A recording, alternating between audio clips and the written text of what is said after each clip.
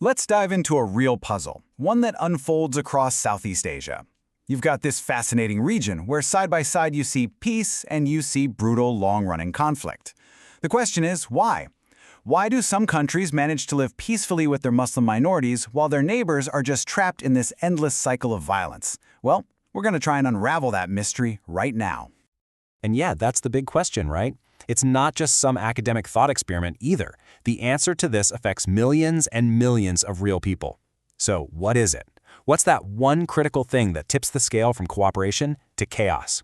To figure that out, let's look at the evidence. And when you look, the contrast is, well, it's stark. On one side, you have Singapore. It's often held up as a model of how to do things right. And then on the other side, you've got Myanmar, Thailand, and the Philippines, all three of them locked in these tragic, violent struggles. The outcomes just couldn't be more different. So what on earth explains it? To crack this case, we've got to do a little detective work. Let's start by rounding up the usual suspects. All the common reasons people give for this kind of conflict. Let's see if the evidence actually backs them up. First on the list, you hear this one all the time. The idea is that colonial powers came in, used divide and rule tactics, pitted groups against each other, and left behind these simmering tensions that just exploded later. It sounds pretty plausible, doesn't it? But let's actually check the facts. So when you look at the data, it's a mess. There's no clear pattern here. Thailand was never really colonized, but it's got a violent conflict. Then you have places like Laos and Cambodia, former French colonies, and they're peaceful. The Philippines kind of fits the bill, but the others throw a wrench in the whole theory.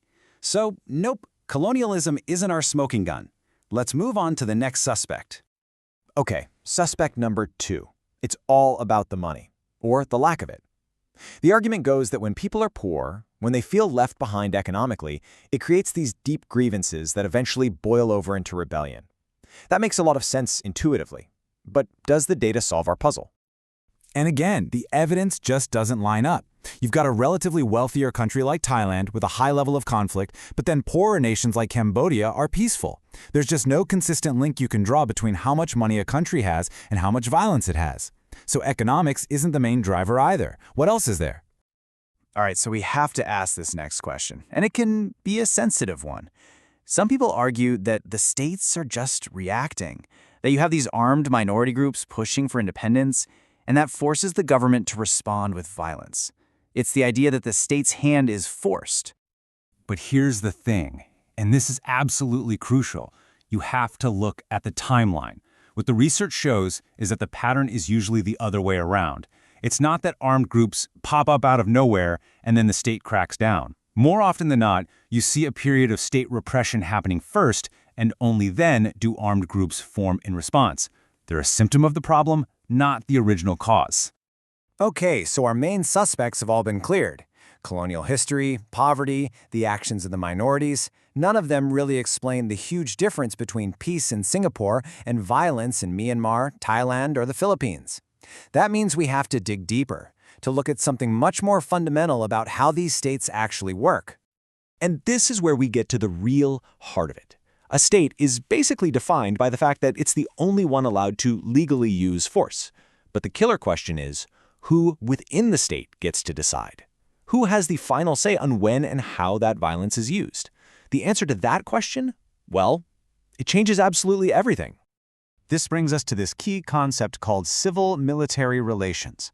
Now, it might sound a bit academic, but the idea is actually super simple. It's all about the power balance between the elected government and the army. When it comes to internal security, who's really in the driver's seat? And this reveals two completely different ways of doing things. In our conflict zones, Myanmar, Thailand, and the Philippines, the military has historically had huge, often final authority over internal security. We call that military control. But in Singapore, it's the total opposite. The elected civilian government has full and final command. That's civilian supremacy. And look at that. This one single difference maps perfectly onto our peaceful and violent cases.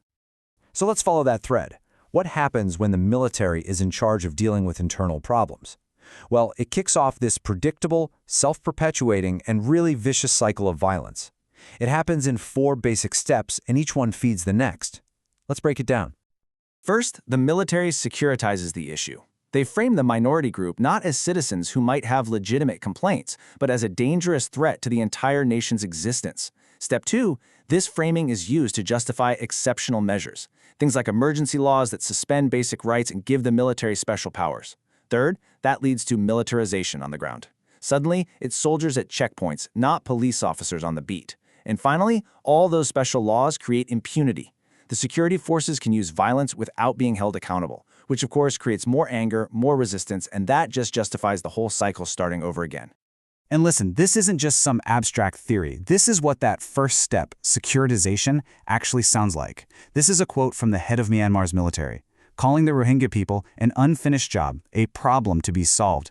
That's language that frames an entire population as something to be eliminated, not protected. That's the language that gets the whole deadly cycle started. So that's the path to violence. But what about the other path? What happens when it's civilians calling the shots?